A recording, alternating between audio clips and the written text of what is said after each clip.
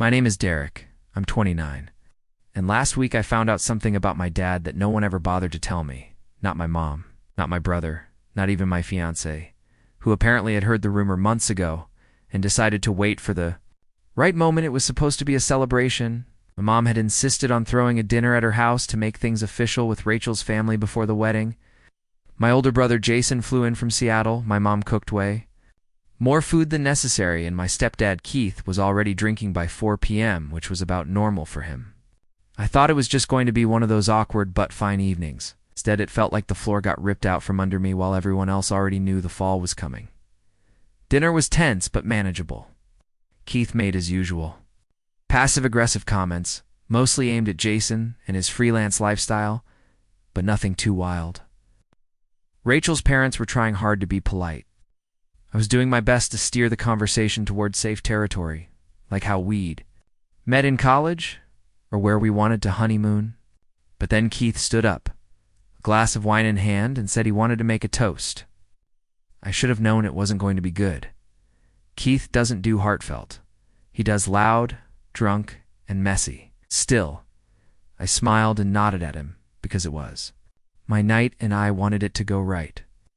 I wanted everyone to feel like family. Instead, Keith raised his glass, looked right at me, and said, "Here's to Derek." It turned out way better than his real dad ever did. Maybe not knowing the truth was the best thing for you. Everyone went silent. I felt Rachel's hand tighten on my arm, and my mom's eyes dropped to her plate like she'd been waiting for this moment her whole life. At first, I thought I misheard him. Real dad? I looked around the table, expecting someone to laugh it off or say he was just being weird, but no one did. My mom didn't even look up. Rachel looked like she wanted to disappear. And Jason just stared straight ahead, not saying a word, not blinking. That's when it hit me. This wasn't some offhand comment. Keith meant it, and everyone else at that table already knew. I felt like I was the last person in the room to realize the building was on fire. I asked, "What do you mean, my real dad?" But it came out more like a whisper. No one answered. Keith just sipped his wine, shrugged, and said, "Guess the cat's out of the bag."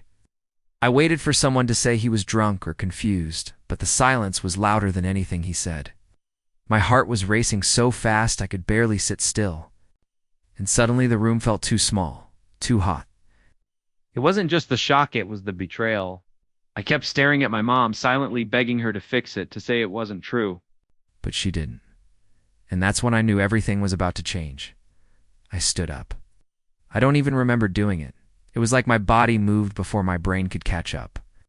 I looked at my mom and said, louder this time, "Mom, what is he talking about?"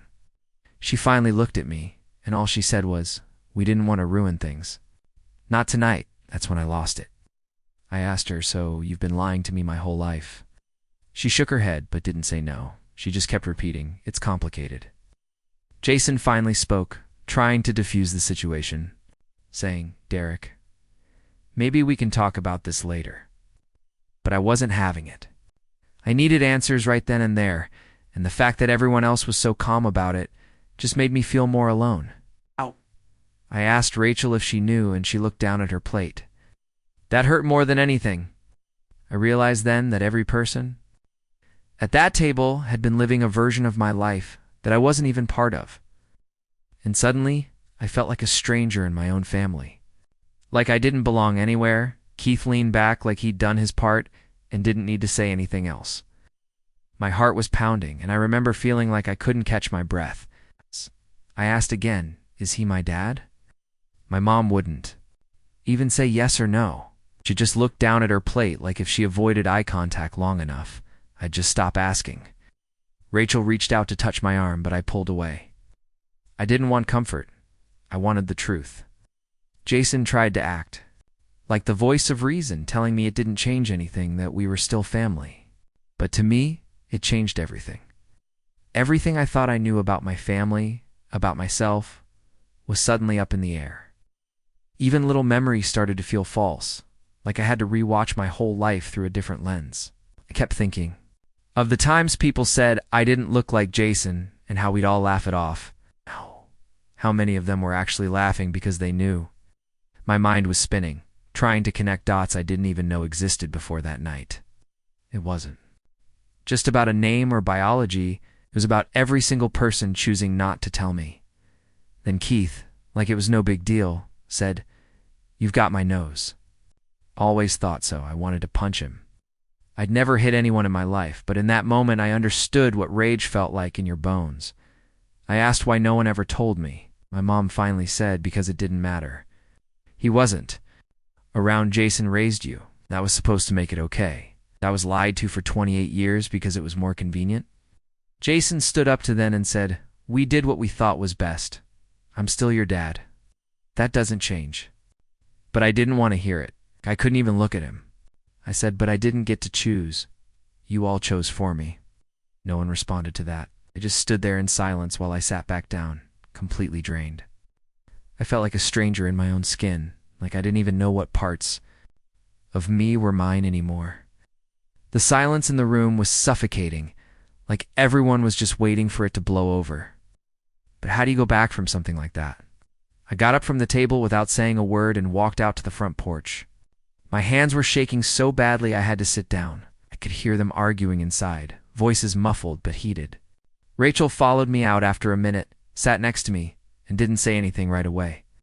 I think she understood that nothing she could say would make it better. I was trying to process the fact that the man who raised me wasn't my biological father, that the guy I'd always considered just my mom's ex from high school was actually my real dad. They all knew. Everyone at that table knew, except me. The realization hit harder than anything else. I felt like the last person to find out the joke, like the punchline was my entire life. Even worse was knowing that holidays, birthdays, every shared moment had been lived in a kind of illusion. They'd all smiled and celebrated with me, knowing the truth I wasn't allowed to have. I felt humiliated in a way I couldn't describe, like my whole identity had been shaped by a secret I never agreed to. And for what? To protect me? Or to protect themselves? After about 15 minutes, my mom came outside. Her eyes were red and she looked exhausted, but also like she was trying to hold it together. She sat down across from me and said, "I'm sorry you had to find out like that." Didn't respond. She started explaining things, how she and Keith had broken up before she knew she was pregnant. How Jason had been there from the start and never once made her feel like it wasn't his place. I asked her if Jason knew from the beginning, and she nodded. That almost hurt more. Jason was always the one person I never questioned, never doubted, and now I didn't know what to believe anymore. I asked her if there were any plans to tell me, or if this would have just stayed buried forever. She said they talked about it a few times, but never agreed on how. That felt like such a weak excuse. I said you had 28 years to figure it out. She didn't deny it, just looked away like she didn't expect me to forgive her. And the truth is, I didn't know if I ever could. Rachel drove us home in silence. I didn't have the energy to talk, and she didn't push. I kept thinking about every moment growing up. Jason, teaching me how to ride a bike, coming to every school play, every soccer game, every graduation. He was always there. But now, knowing he wasn't my biological father, I felt like those memories belonged to someone else, or like they had been rewritten without my permission. I started to wonder if my dad ever resented me, if he'd ever looked at me and thought, "You're not mine." I never felt that from him, but now that the truth was out, everything felt contaminated. Even the good memories had this strange aftertaste I couldn't get rid of. I looked out the window and realized I couldn't even picture Jason's face without thinking about Keith. That was new. That was unfair. I hated that a secret I never asked for had crept into my head like that, changing everything. And I hated that I couldn't stop it. When we got to my apartment, I sat on the edge of the bed and stared at my phone for a while. I had texts from my mom, a missed call from Jason, and one from Keith. I didn't know who to respond to. I ended up calling Jason. He picked up on the first ring like he'd been waiting. He didn't yell or try to justify anything, just said he was sorry. He said he wanted to tell me so many times, but your mom always shut it down and he didn't. Want to hurt me? I asked him if he still thought of me as his son, and his voice cracked when he said, "You're my son, always have been." And for some reason that hurt even more, because it felt like he was trying to hold on to something that had just broken. I told him I needed space, and he said he understood. But I could hear the pain in his voice, like he knew things would never go back to the way they were. Deep down, I think I knew it too. The days after that were a blur. I didn't go to work. I didn't answer most calls. Spent a lot of time just walking aimlessly around the neighborhood, trying to clear my head.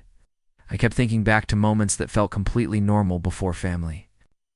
Dinners, Christmas mornings, birthday cards, and now wondering if everyone else at the table knew the secret but me.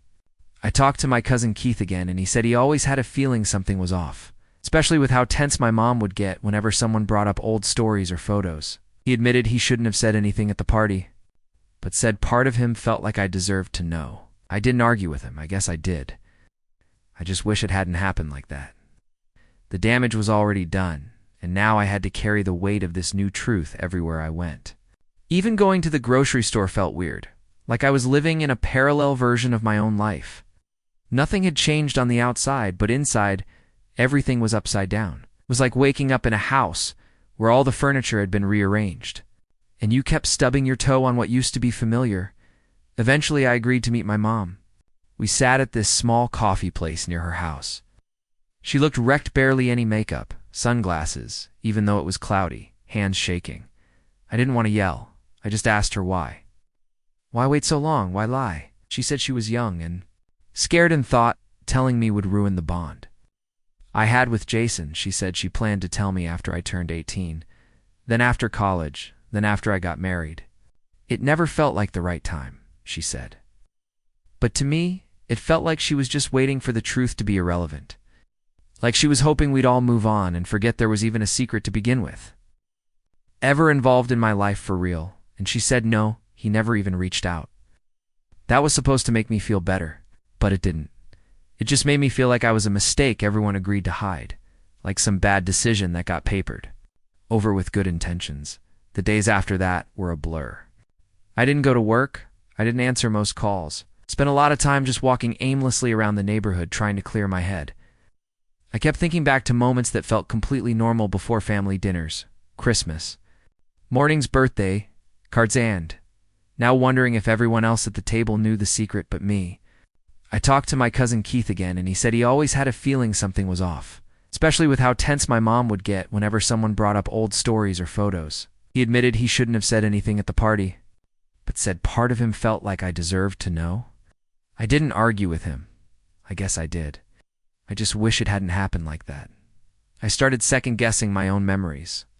Had I been blind? Were there signs? I opened old photo albums, trying to notice something, anything that might have hinted Jason wasn't my dad. I couldn't see it. We looked close, sure, but nothing screamed obvious. It almost made it worse. It felt like my whole life was built on something I had no way of ever verifying myself. Every time I looked in the mirror, I started wondering whose eyes I had, whose jaw, whose hands. I felt disconnected from my own reflection, like I was suddenly a stranger living in someone else's memories. Eventually, I agreed to meet my mom. We sat at this small coffee place near her house. She looked wrecked, barely any makeup, sunglasses, even though it was cloudy, hands shaking. I didn't want to yell. I just asked her why. Why wait so long? Why lie? She said she was young and scared and thought telling me would ruin the bond I had with Jason. She said she planned to tell me after I turned 18, then after college, then after I got married. It never felt like the right time, she said. But to me, it felt like she was just waiting for the truth to be irrelevant, like she was hoping we'd all move on and forget there was even a secret to begin with. There she started crying, saying she never wanted to hurt me, that she never imagined it would come out this way. But the problem was it did come out this way, not because she told me, but because someone else finally cracked. And that says a lot. It says she never would have said a word if Keith hadn't lost control. I told her that. Said if he hadn't said anything, how much longer would you have let me believe the lie? She didn't answer, just wiped her tears and looked down at her cup, like that question was too heavy to lift. I didn't say much to her after that. I just nodded a few times, paid for the coffee, and left. I don't think she expected forgiveness, but I also don't think she expected silence. That silence lasted for weeks. I couldn't even bring myself to text her on her birthday. I felt like everything in my childhood had been rewritten without my permission.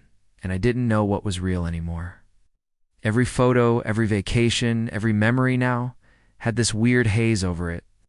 I couldn't unsee the truth, and it made me feel like I'd been performing a role in someone else's script my entire life. At one point, I even asked myself if Jason ever really saw me as his son, or if he was just a really good actor. But deep down, I think he did love me. He still does. And that's the only thing that kept me from cutting ties completely. I think part of me still wanted to believe I had a real family, even if it was built on a lie. It's that hope, that desperate wish for something solid was what made it so hard to let go. I clung to it like a safety net, even when it was frayed and full of holes. Because if I let it go, I wasn't sure what would be left. The weirdest part?